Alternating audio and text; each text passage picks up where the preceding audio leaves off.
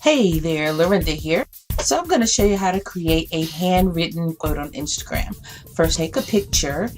This is just using a iPhone 6, pretty old iPhone. Edit the image and crop it.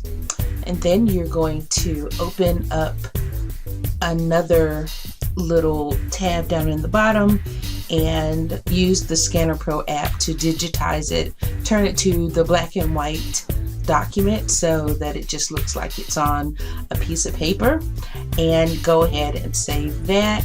And next I'm going to use the Photoshop Mix app.